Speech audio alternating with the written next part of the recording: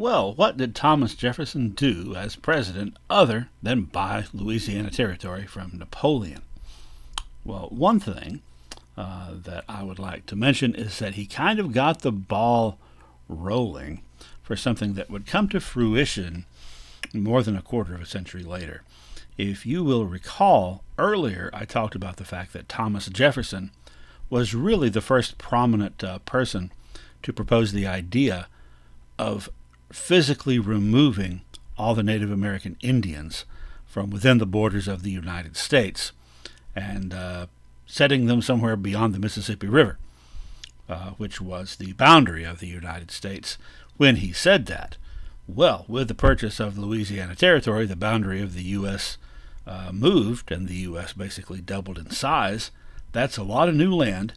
That's a lot of place to put Indians, essentially. So it started being discussed more frequently. Now, another thing that he did that ties in is that in 1802, about halfway through his first administration, he finally convinced the state of Georgia to give up their land claims. Remember, the states, since they had been colonies, all believed that their boundary just kept going west, right? Well, everyone had given theirs over, signed it over to the federal government by this point, except Georgia. And he got them finally to sign it over. The area that today is northern Mississippi and northern Alabama. And he did that by promising them something in return. What he promised in return was that he was going to do something they really, really wanted, and that is help them get rid of all the Native Americans in Georgia, because they wanted that land, the people of Georgia did. So, cede your land to make it public land, Jefferson said, and as president, I will start the process to solve your Indian problem. Well, there was a little bit of a disconnect between Jefferson and the leaders and the people of Georgia. Jefferson's plan, and I think I've talked about this earlier, maybe I did, if not I will be. What the heck, I'll just do it right now. Jefferson's plan was essentially to slowly cause the Indians to go into debt and until they're forced to sell their land, rather than come in with an army and make them move. So his way of doing it, less violent, and also something that would take a long time. So he was taking the long view of gradually buying up a piece here and a piece there of land from the Indians in Georgia, whereas the people of Georgia, their viewpoint was send in the army and conquer them and move them, and that was not his intent. He did have as his intent the further, quote, civilizing of Indians. Benjamin Hawkins, that we talked about earlier, who was really the chief Indian agent of the Southeast. It was during this time that Hawkins really focused on trying to really tout really promote the idea of slavery among the Indians of the South. That is, convincing them to buy African slaves to do their work so they could be more American. Well, Jefferson did those things. He also had to deal with a war. It's kind of a minor war, but it was a war. The First Barbary War.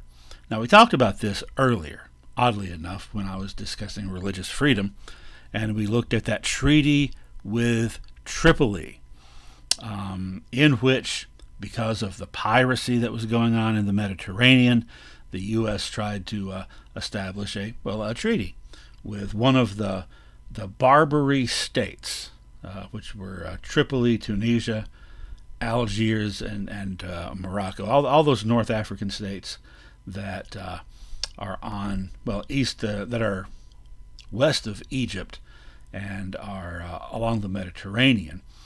Treaty didn't hold, didn't last. The piracy continued, kind of semi-officially sponsored by the rulers of these various states in North Africa. So Thomas Jefferson sent in the U.S. Navy, allied with Sweden, oddly enough, to go in and attack various cities along the northern coast of Africa, including sending the United States Marines into Tripoli to take control of it. Now, if you are familiar with the Marine hymn, "From the halls of Montezuma to the shores of Tripoli."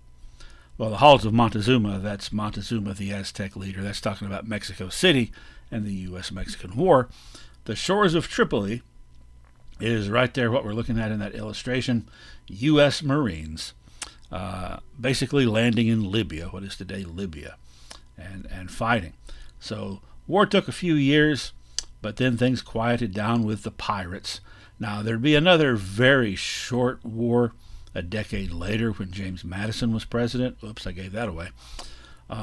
Around the time of the War of 1812. Oops, gave that away. Between the U.S. and Britain. Britain encouraged the Barbary states to resume and heighten their support of piracy to attack U.S. ships.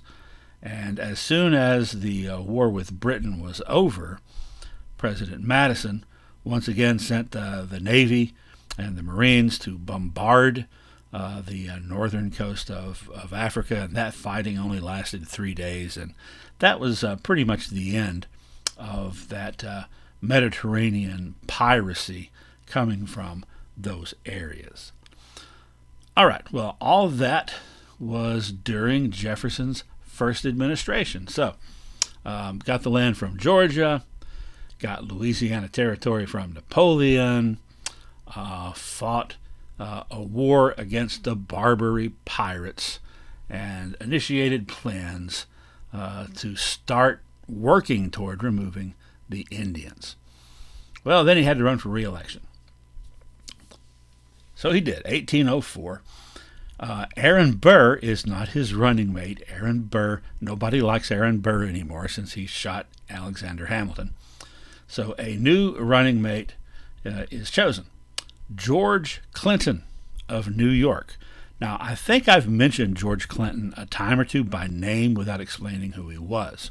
George Clinton was the governor of the state of New York, the first governor of the state of New York after 1776 when independence was declared, and then he would be governor of New York for about 20 years after that. Then he took 4 years off, and in 1800 became governor of New York again.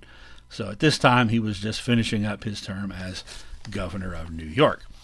Clinton was a staunch anti-Federalist during the time that the Constitution was being discussed, which, did not serve him well with James Madison, who wrote the Constitution, but made him fit in a little better with Thomas Jefferson. Now, on the other side, the Federalist Party put forward Charles C.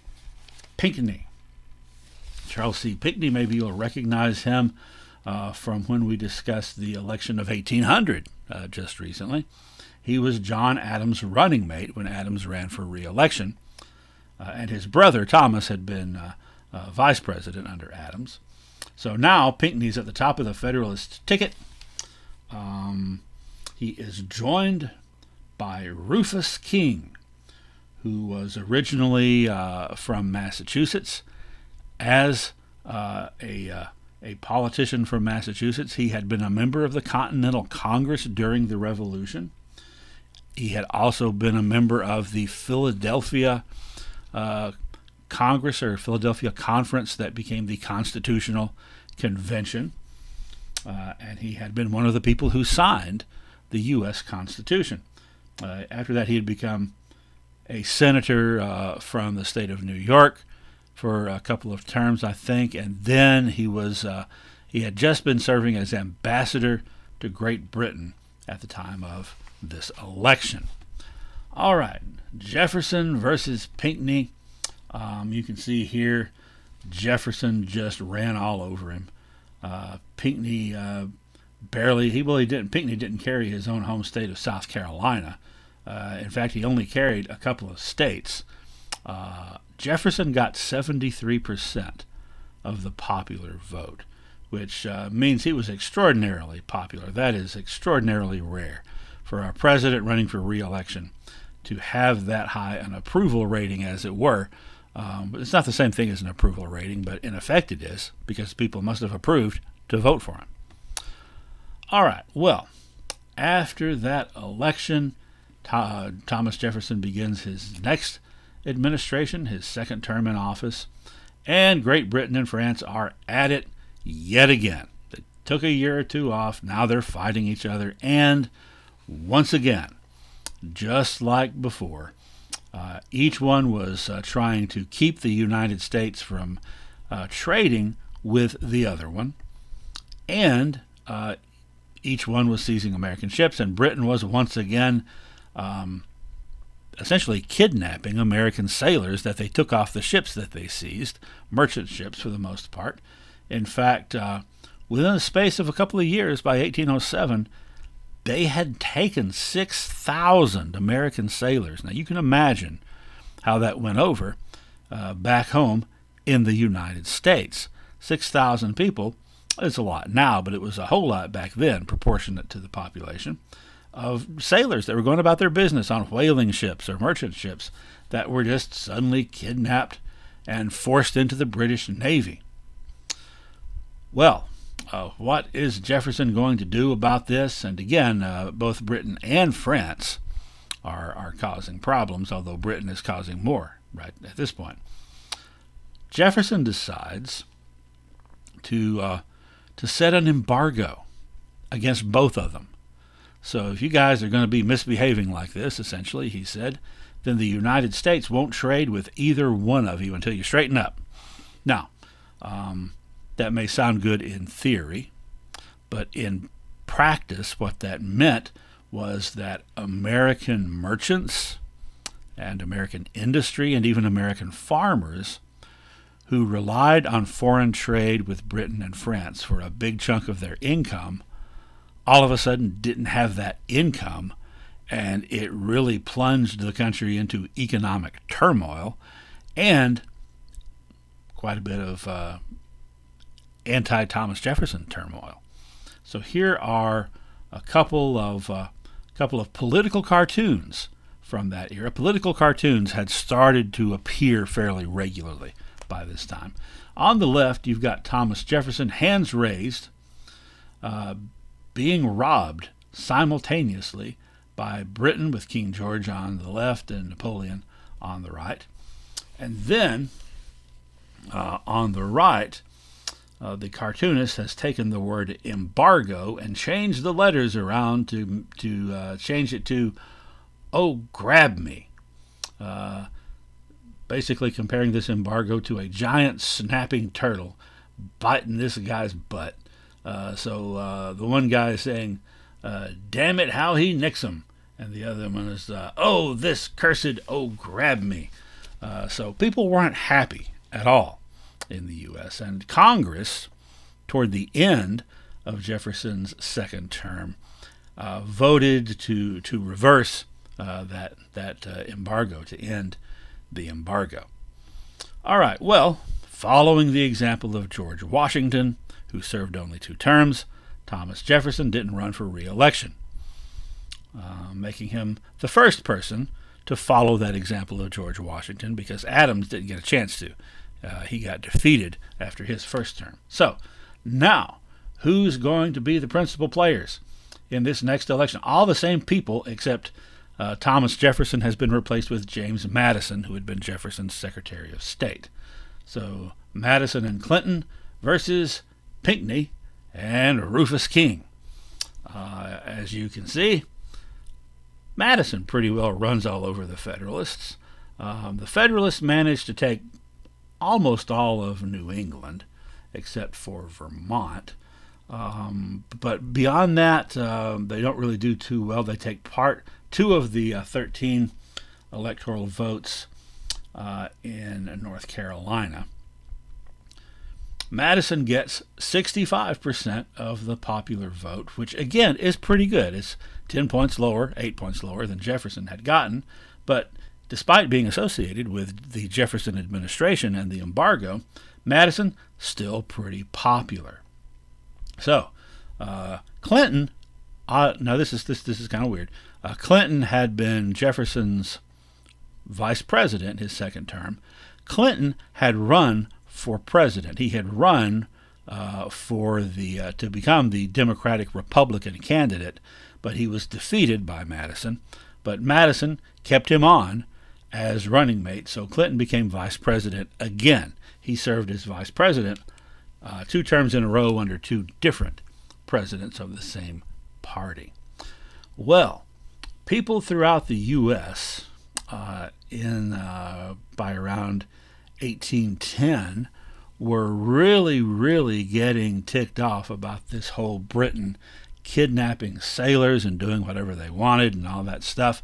And so there was an election, the congressional election swept into power, the midterm election, I believe, of 1810, swept into power a lot of new politicians, a couple of whom we'll be talking about a whole lot in upcoming lectures, that were known as Warhawks, which is a term that still gets used. The war gets dropped, but today in politics, if you're a hawk, that means you're kind of aggressive pro-war, and if you are a dove, you are anti-war. So that goes back to back to 1810. These folks who tended to be Democratic Republicans, in fact, all of them who were Warhawks were Democratic Republicans, really swept in full of anger, representing the anger of their constituents, wanting to go to war with Great Britain. So here are the 3 that I am featuring, 3 congressmen, 3 members of the House of Representatives: Henry Clay of Kentucky and John C. Calhoun of South Carolina. Now, I'd like to point out John C. Calhoun looks a little scary there. That is the least scary of any picture for the rest of his life. Anyway, both Clay and Calhoun become senators not long after this. And I threw up Felix Grundy from Tennessee, just because, I'm in Tennessee. And perhaps if you are too, then you might recognize Grundy County. He had a long career in Congress, and about 25 years after this would be the Attorney General, and would one day be the mentor of another Tennessee politician named James K. Polk. Well, here is what the Warhawks wanted. They wanted free trade, which is to say, Britain not telling them who they can and can't trade with, and France not telling them who they can and can't trade with, trading with whoever the heck they want. Defense of national honor against the British for all these things that had happened, particularly the seizure of ships and impressment of American sailors. And here's something else they threw in. While they're at it, they wanted to conquer Florida, take it away from the British, who at this point is kind of complicated. It's sort of like Britain and Spain are both kind of in charge of Florida, and to conquer Canada and take Canada away from Great Britain. So expand the United States even more. Grab a bunch of land. By the way, this idea of going to war with Britain was extremely popular in the South. In the South, they wanted to expand and get more land. It was extremely unpopular in the North, especially in New England, because it seemed like maybe it was kind of just an excuse to get more land. All right. Well, now let's take a look at some things that were going on around this same time in Native America that's going to dovetail perfectly with what we were just talking about. Now, in this new 19th century, the first decade or so of it often has been called by American Indian Studies historians the Age of Prophecy. because there were a lot of religious movements that arose during that time in many different tribes. And it was kind of set up to happen that way because of the tension that was existing in many tribes, if not in fact most tribes, east of the Mississippi. So just about every tribe you can think of, whether you're talking about the Cherokees and the Creeks and the Choctaws in the south, or you're talking about the Iroquois in the north, there was division. There were two camps, two trains of thought. There was one group of tribal members that were modernists who wanted to kind of use all the different things that the white folks used to fight them with their own weapons, and talked a little bit about how the Cherokees and Creeks and so forth were doing that. Not necessarily wanting to stop being Indians or to abandon their tribal identity. They wanted to maintain their tribal identity, but they wanted to be adaptable and use new tools and new techniques. That's one group. The other group, traditionalists, who believed that doing things that way, going that route, and imitating white people would essentially make them stop being Indians, and it would rob them of their identity. And much like Neolin, the Delaware prophet, back in 1763, you had different prophets arising with these visions that essentially said, abandon the ways of white people and go back to your traditional ways, and the gods will once more bless us and restore all that we have lost.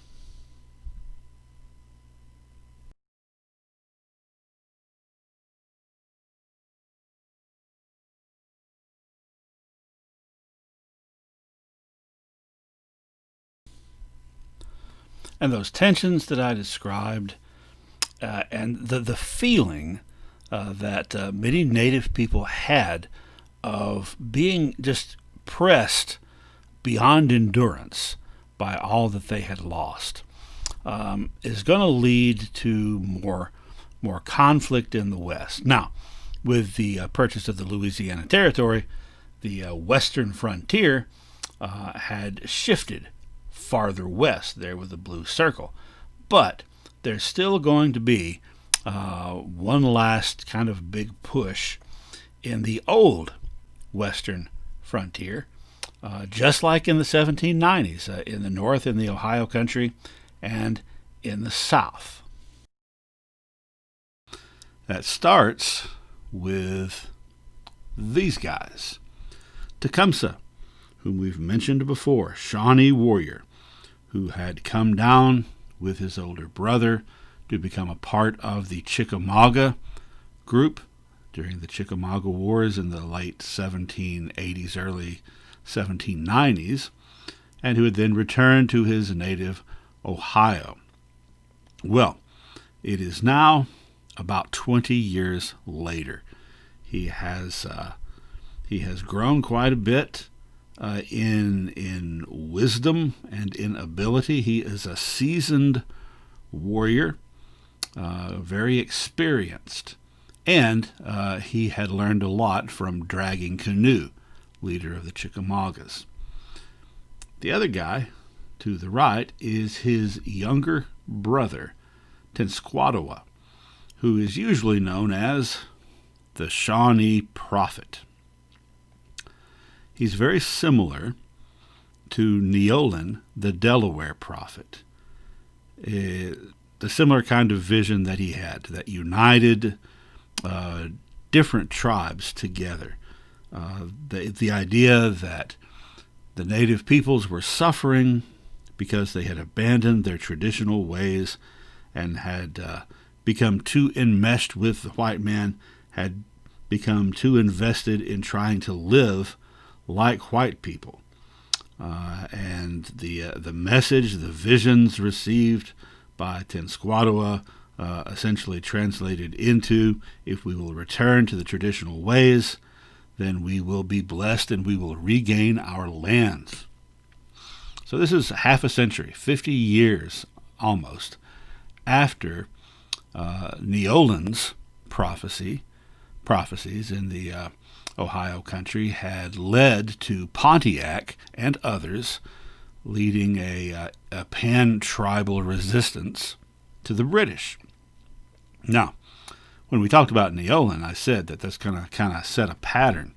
So Tenskwatawa is definitely a big part of that pattern. There were others that I'm not going to talk about right now, but people like, for example, Handsome Lake among the Iroquois.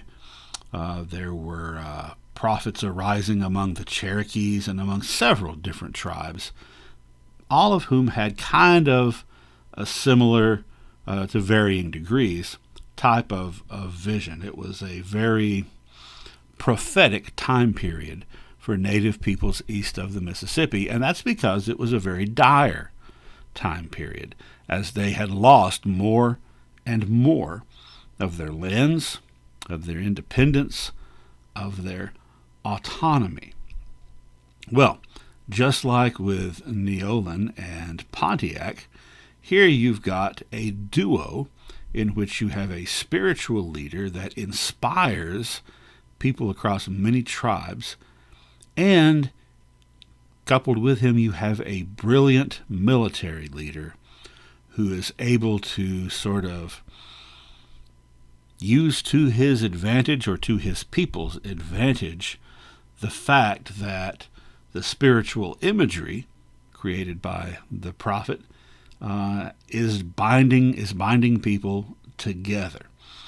So in the history books, as they were written in the 1800s and into the 1900s and all the way, for all I know, if this even gets mentioned in public schools, it must have at least a brief mention, Tecumseh and the prophet.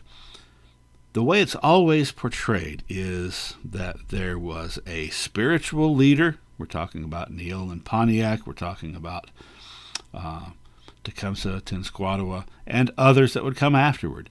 There's a spiritual leader that is presented by white America, essentially, as weird, as superstitious, like some kind of witch doctor that's sort of maybe a little bit of a con artist, maybe a little bit of a foolish person. That's how it's, and then the other leader, the military leader, Pontiac, Tecumseh, and others, is absolutely brilliant and is almost a match for the advancing progress of civilization. Almost, but not quite, but makes a noble effort. So what I just told you, that is not objectively how it was, but that's how it was presented, and for all I know, is still being presented. But the fact is that whether you're talking about Pontiac's war in 1763, or you're talking about the wars of Tecumseh, circa 1810 to 1814 or so, it is the spiritual leader that the people are inspired by and whom they follow.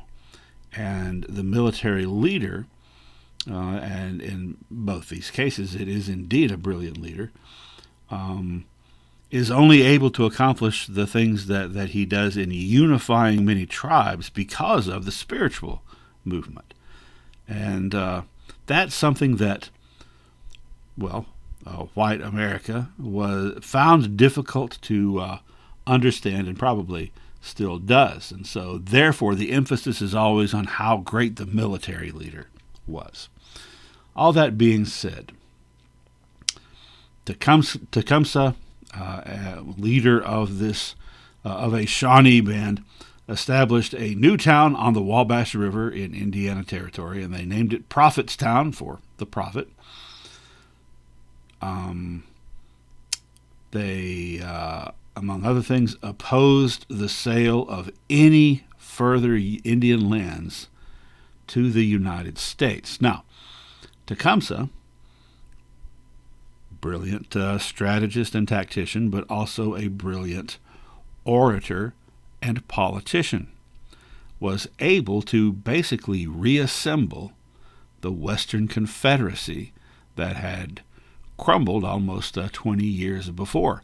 All those tribes, most of them Algonquin speaking, there in the Ohio country, all came together under the overall influence of Tecumseh, and he even left that region and traveled south into the old Southwest to the territories of the five civilized tribes, as they would later be called, the Choctaws and Creeks and Cherokees and Chickasaws and Seminoles, to try to get them to join in his quest, in his pan-Indian intertribal quest to hold the line against any further American expansion. His archenemy in Indiana Territory is the military governor of Indiana Territory, William Henry Harrison. We mentioned him briefly before in a letter that President Thomas Jefferson wrote to him. He's the military governor of the territory. While Tecumseh is off on his diplomatic tour trying to raise support from other tribes, his brother Tenskwatawa is in charge not just of the spiritual stuff, but as leader of the town, in Prophetstown. Turns out Tenskwatawa, not the brilliant military tactician his brother was. He was outmaneuvered and decisively defeated by U.S. forces under William Henry Harrison in 1811 at the Battle of Tippecanoe. Later on, Harrison, much later on, about 30 plus years later, William Henry Harrison is going to run for president, and his campaign slogan is going to be based on his old nickname, because after this battle, he becomes known as Old Tippecanoe. So when he runs for president with John Tyler as his running mate, the campaign slogan is Tippecanoe and Tyler too. So that's where that comes from. All right. Meanwhile, while all this is going on, this is 1811, as 1812 rolls around, there is a clamor for war as the British have returned to their old practice of kidnapping American sailors and basically forcibly drafting them into the British Navy and other things. Also, this is kind of a complex story that I go into much more detail about in other classes. But also there are several Southern congressmen who become known as Warhawks, who want to go to war with Britain, who, by the way, around this time is being occupied by Napoleon. Not that England is being physically occupied, but that's what's keeping them busy. Go to war with England to grab some territory. They hope to grab Canada and add it to the United States. Maybe grab Florida, which the English now nominally kind of have control over. That kind of shifts back and forth between the English and the Spanish. So we're not going to go into any more real detail about the beginning of the war or the war itself. Hopefully you have some background about it. Now, it is ironic that when Congress votes for a declaration of war, and it's all Democratic Republicans and no Federalists who vote for the war. It's very partisan. This idea of going to war with England was very popular in the South and in the Democratic Republican Party. Very unpopular in the North, especially New England.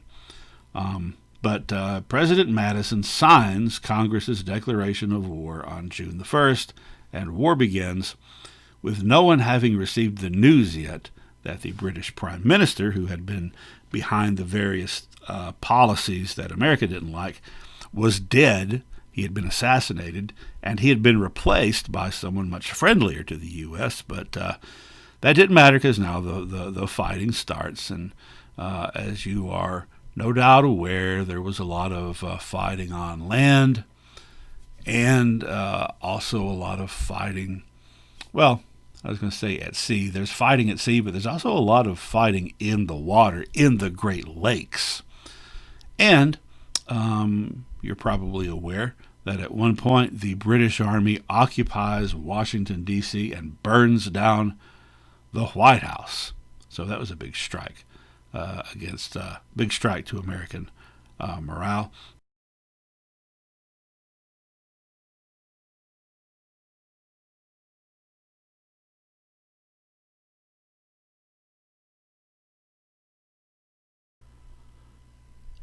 And in the middle of all this, they had to have time to have a presidential election with kind of a different cast of characters this time. You still got James Madison running for re-election. And by the way, I forgot to mention a little trivia fact. James Madison was the shortest American president at 5'4". Anyway, he's running for re-election. If you will recall, George Clinton had been his vice president and Jefferson's vice president before that. You'll notice Clinton is not his running mate this time. That's because George Clinton ran against Madison to try to get the Republican nomination and failed. So he didn't wind up repeating for a third time as vice president.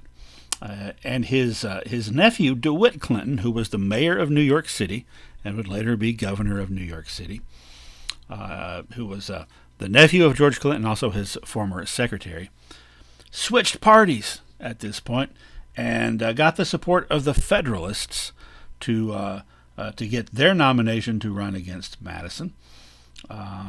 DeWitt Clinton, by the way, has a high school named after him in New York City that a lot of famous people have gone to, including Stan Lee. Anyway, Madison chooses as his running mate this time Elbridge Gerry, whom we haven't mentioned before, but he was an interesting guy. He was a member of the Second Continental Congress. He was a signer of the Declaration of Independence, and he was a signer of the Articles of Confederation. And he was still there at the Philadelphia Convention when they were hammering together the Constitution, but he refused to sign that. He was one of three people who refused to sign on to the Constitution because it didn't have a Bill of Rights at that time. Now, an interesting thing about Elbridge Gerry is his name is where we get the term gerrymandering. If you're familiar with that, that's where congressional districts are drawn in such a way it doesn't really make sense to look at, but it kind of stretches around like a salamander to kind of strategically get certain places into the district that the people who draw up the district want. Another interesting thing about Elbridge Gerry, by the way, James Madison wins this election, is that he gets sworn in as vice president, serves for like a year and a half or so, and then he died. He died, and again, with the spoiler alerts, the War of 1812 is going on. They don't have time really to have congressional meetings and stuff to replace him. So for the last couple of years of Madison's administration, there is no vice president.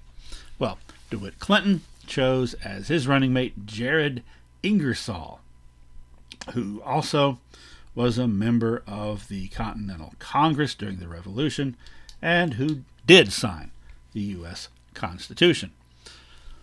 Well, the election is held. I kind of gave you a spoiler of the results, but you'll notice that on the electoral map, Madison gets all of the South, plus Pennsylvania and Ohio, and he manages to get Vermont. But other than Vermont and Pennsylvania, all the northern states go with the Federalists.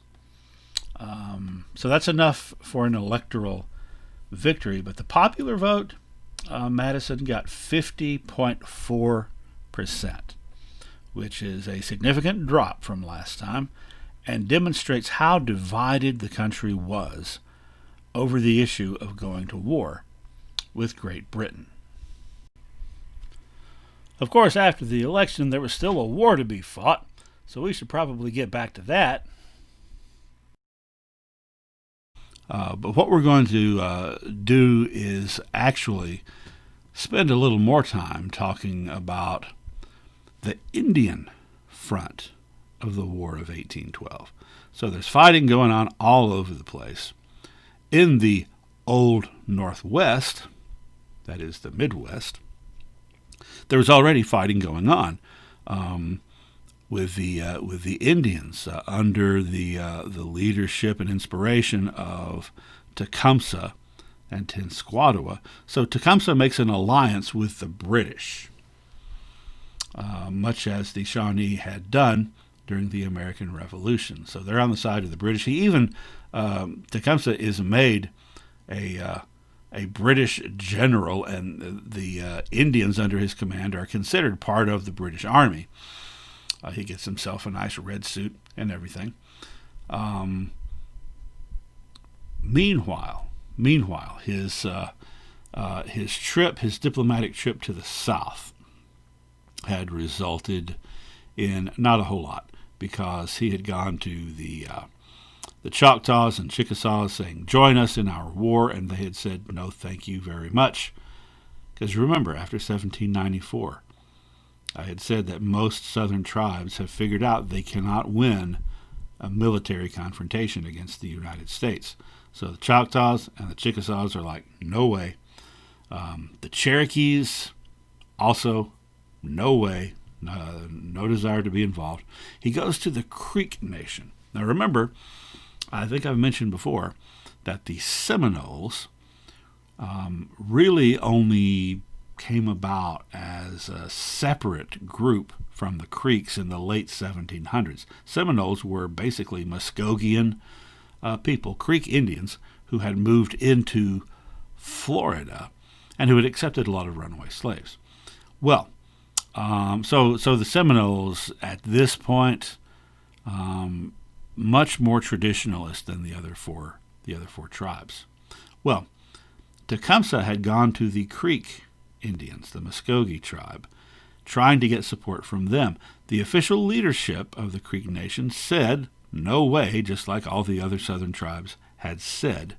But a whole contingent of Creek Indians who were more traditionalist than the leadership who had rejected Tecumseh, they agreed to go to war against the United States.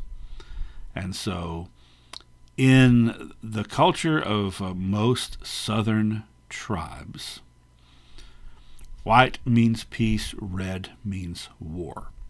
And so essentially, in a metaphorical way, a vote had been taken, and in a vote you would raise a stick with a particular color to register your vote, right? So those who were in favor of peace with the United States were called white sticks. Those in favor of going to war were red sticks, and it was divided, very divided. This turned into a Creek Civil War. Now, sometimes it's called the Creek War, which is misleading, because it was only a war against about half the Creeks, with the other half of the Creeks on the American side, the U.S. side.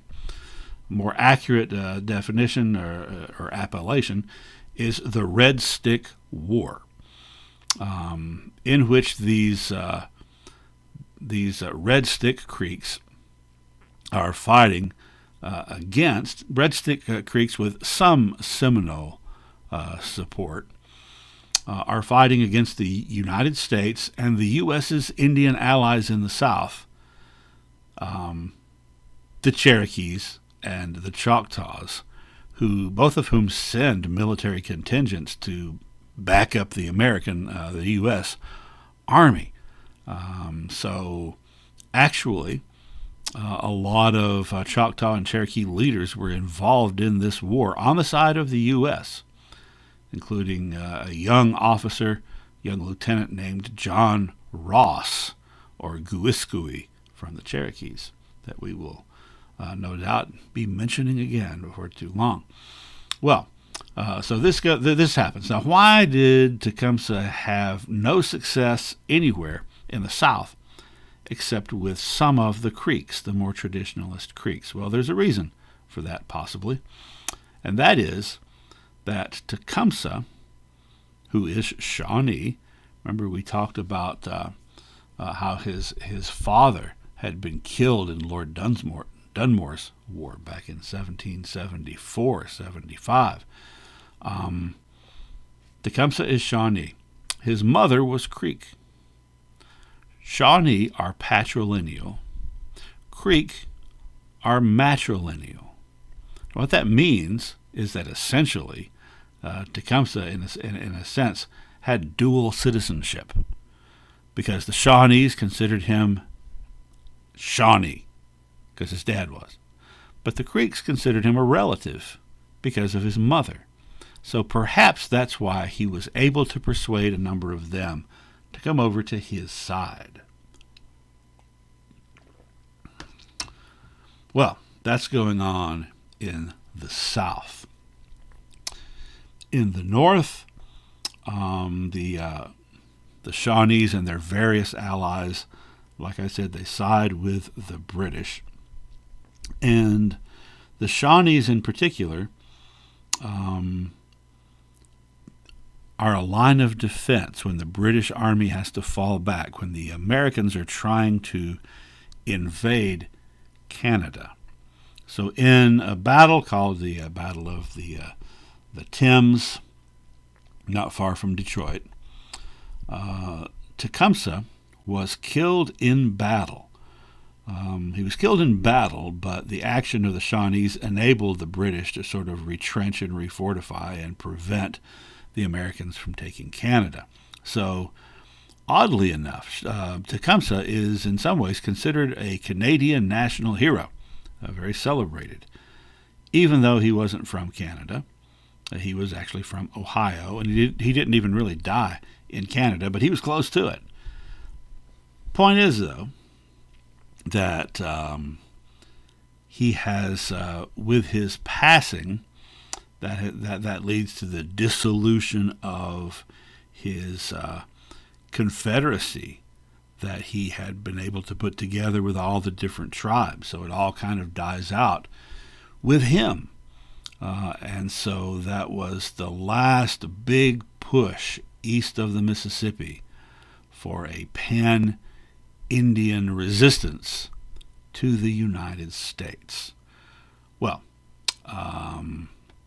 in the South, meanwhile, the Red Stick War is going on, and it's a similar situation to what had happened in 1780s and 90s, where you've got the United States fighting against Southern Indians and Great Lakes area Indians at the same time, like a two-front thing. In Alabama, in 1813, a contingent of Red Stick Creeks besieged an American fort, Fort Mims, about 35 miles north of Mobile, Alabama, and overran the fort and killed almost everyone in it, which included not only the soldiers, but civilians as well. So that led to a big sort of rallying cry for revenge against the Red Stick Creeks. A lot of White Stick Creeks had been among the civilians there. Well, at this point, General Andrew Jackson, who has not fought the Battle of New Orleans yet, he's in command of American forces fighting against the Red Stick Creeks. And finally, at a place called Horseshoe Bend in Alabama, the American forces led by Jackson, which included a contingent of Tennessee volunteers, as well as regular army, as well as Choctaw, Cherokee, and White Stick Creeks, had kind of a last big battle against the Red Stick Creeks and defeated them very decisively, with the result being that after they lost, the Creeks were forced to give up most of their land in Georgia and Alabama, And Andrew Jackson was the person that laid out the American terms there. And remember, half the Creeks had been on Andrew Jackson's side. They lost their land too. Going to turn out he's not that great a friend to the Indians. One Cherokee who had actually saved Jackson's life during the battle later expressed regret that he had done so, for reasons we'll get into soon. Now, the last thing that I want to mention about the Battle of Horseshoe Bend, just to kind of help it stick in your mind, is I want to introduce a new character into the narrative, a young officer, promising young officer, I think he was a captain, named Sam Houston of Tennessee. Sam Houston gets injured at the Battle of Horseshoe Bend in what was described euphemistically as a grievous wound. How grievous was it? He got shot in the crotch with an arrow. And you ever notice that arrowheads are shaped like arrowheads? That's because those little fluted ends, the purpose of that is that once they stick in you, it's hard to pull them out. So he had this arrow sticking out of his groin right there on the battlefield, and the battlefield doctor was there, and they couldn't pull this thing out. So the only way to get it out was to push it completely through and out the other side, which they did. And that's a grievous wound.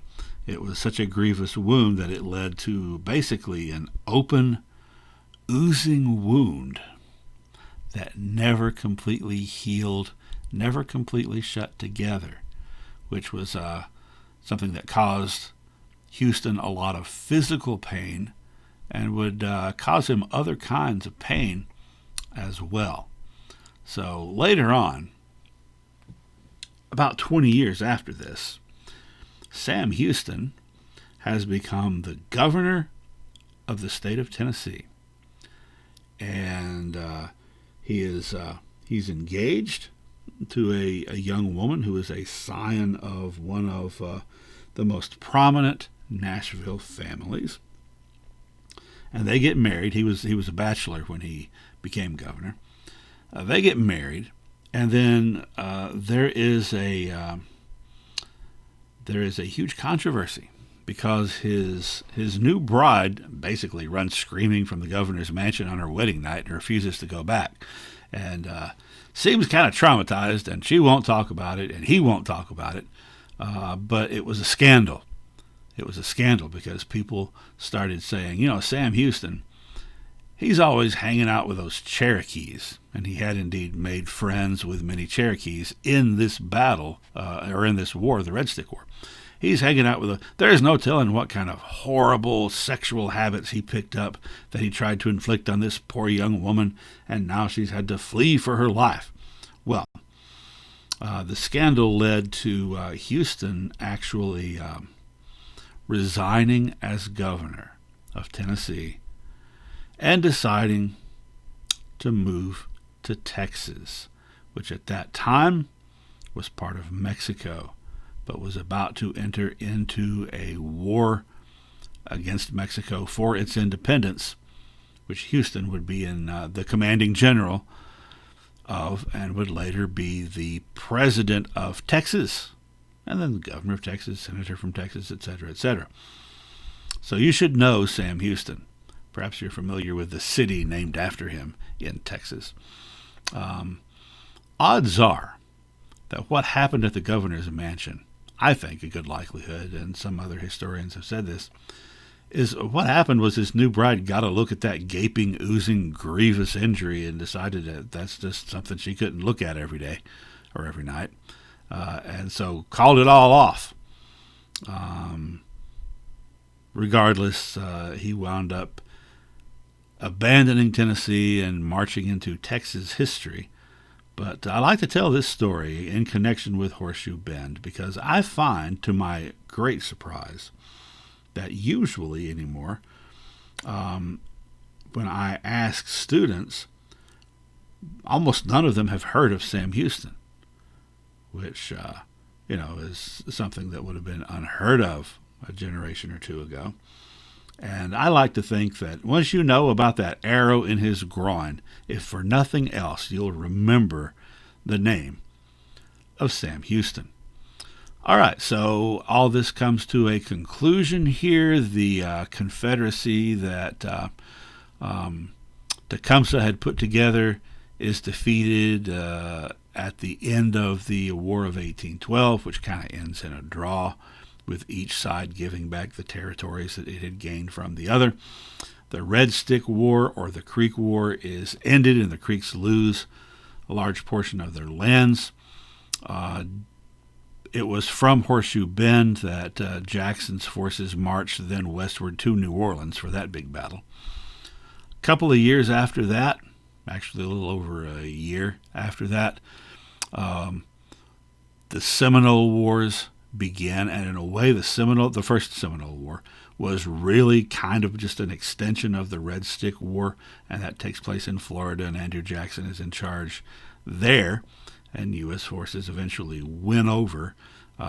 Jackson actually invades Florida, which was a Spanish possession. Anyway, that's all very complex and long story. The short end of the story is that this... All right, well, let's get back to the Seminoles against the British. Is going to be the end of there's a couple of things I want Seminoles will keep fighting on we wrap for up another 20 years or war. so. Now, I had alluded to the fact there had been a lot of fighting on the Great Lakes. Now naval fighting on see the Great what Lakes. happened next. One of the commanders was Commodore Oliver Hazard Perry of the United States, who won several battles in the Great Lakes region. The painting here is the defeat of the HMS Guerriere by the USS Constitution. Perry was really the second huge naval hero in American history after John Paul Jones of the American Revolution. Perry had a younger brother, I think he was younger, who also became a Commodore, Commodore Matthew Perry. That's not the Matthew Perry that was on Friends. It's the Matthew Perry who led the U.S. fleet that would go to Japan, that we'll be talking about later. Well, Oliver Hazard Perry was known for flying a flag on his ship that said, "Don't give up the ship," which was a quote from the dying words of the captain of one of the other American ships. And also famously, Commodore Perry sent a message to William Henry Harrison, who was the military governor there in Indiana Territory, sent him a message saying, "We have met the enemy and they are ours." Another event that I want to talk about is what happened at Fort McHenry, which is near Baltimore, Maryland. And what happened there in 1813, the British Navy was bombarding the fort, and there was a brief pause. There was a truce, and several American diplomats came aboard one of the British ships to negotiate for the return of American prisoners of war. And one of these people was a young lawyer named Francis Scott Key, and they happened to get stuck on the British ship when the truce was up. So they were there on the enemy ship as that ship was bombarding Fort McHenry, and as Key was watching and straining to see if the flag would come down over Fort McHenry. When it did not in the morning, why, he went off and he wrote a poem about it called the Star-Spangled Banner. Notice I didn't say he wrote a song. He wrote a poem, which later was much later set to the tune of a popular British drinking song. So the words weren't written for that tune. That's why, if you've ever noticed, if you've tried to sing it, it can be a little bit awkward. But that's the story of the Star-Spangled Banner. All right, well, let's go check on Andrew Jackson and his Tennessee Volunteers after the Battle of Horseshoe Bend. Well, they received orders after that battle to march westward to New Orleans to defend the city against a British army. So Jackson's Tennessee militia, and I think there was some North Carolina militia there as well, they arrived and combined forces with the local people of New Orleans who were defending their city, including a large number of gens de couleur, free blacks. Also, Choctaw Indians from the area were allied. And in fact, if you'll recall, the Choctaw and Cherokee had allied with Jackson against the Red Stick Creeks. And perhaps the weirdest thing about this story, a bunch of French pirates under the command of a pirate captain named Jean Lafitte. They were pirates who operated in the Gulf of Mexico. So they joined in. They all joined together to defend against the British. And when the British came marching toward the city and the fortifications, the sandbags and stuff that the defenders had put up, the British were marching kind of in military formation and playing. They had their regimental band playing to kind of freak out the enemy, and they advanced under cover of a thick fog. So this eerie music comes out of the fog, warning you of your impending doom, except that the fog lifted, and there they all were, just right out in the open. And so this was a slaughter of the British. The casualties were many, many times over what the Americans / Choctaws / French pirates received. So this was one of the biggest victories, probably the biggest victory of the war. And the funny part about it is no one involved knew that the war was actually over, that the war had ended in December in 1814 at the Treaty of Ghent, where in Belgium, where representatives of the U.S. and the British met and hammered out the details of a treaty, of a peace treaty. So this big victory by Andrew Jackson did not end the war. The war was already over. They just didn't know it.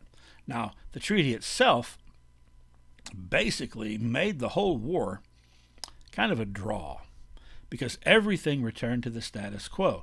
The British gave back any land that they had taken from the Americans, and the Americans gave back any land they had taken from the British. So that was the end of that story. There was some debate that would be ongoing about what to do with the Oregon Territory, and we'll talk about that later. All right.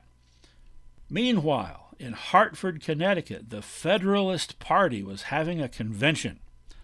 Remember, Federalists dominated New England especially, and other northern states, and they were very, very opposed to this war, looking at it as a way for the southern slave states to try to grab more power. So they had this meeting, and they drew up several proposals to try to get through Congress. Proposals that were anti-war and anti-South, and essentially that said the southern states are leading us into disaster. They've gotten us into this war that we cannot possibly win. So we should just pull out of this war now. Okay, well, because of the way news traveled back then, which was slowly, they didn't have airmail, news from Europe had to come by ship. The American public got the news of these things in a particular order that wasn't necessarily chronological order. So the way that these things came out in the papers as they were discovered was that first the public got news that Andrew Jackson had had a huge victory in New Orleans. Then they got word the war's now over. Then they got word the Federalists want to give up and say the war can't be won, but hey, it's already won. It's over. Well, it wasn't really won. Like I said, it was kind of a draw. But the impression people had was Andrew Jackson had kicked everybody's butt and America was on top.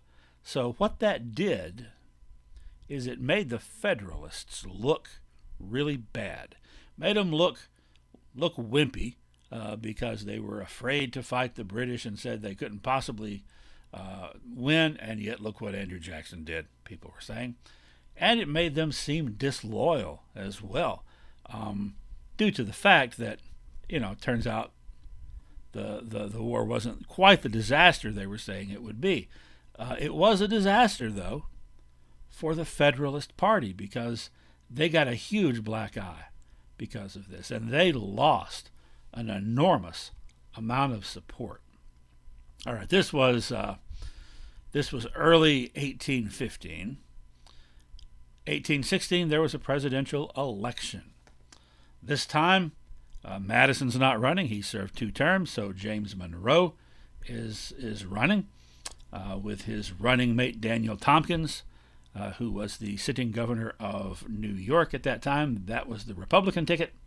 And the Federalists put up Rufus King, who had been the vice presidential candidate several times. Now he gets a shot at the spotlight.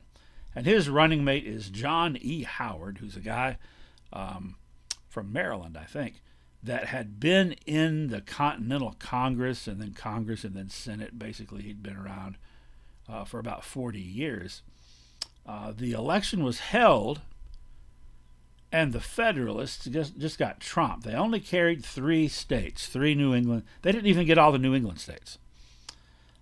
And in fact, so far as the popular vote goes, Madison got 68.2% of the popular vote. Nobody wanted to be associated with the Federalists except a handful of people in New England by this point. This was 1816. Do you want to guess who the Federalist candidate for president was in 1820? There was not one, because the Federalist Party collapsed, leaving, at least for a while, only one political party, the Democratic Republicans. All right, well, we'll see how that works, but first we're going to take a little a side trip. The next 3 lectures all kind of fit together, about 2 hours total, in which we're going to talk about the market revolution.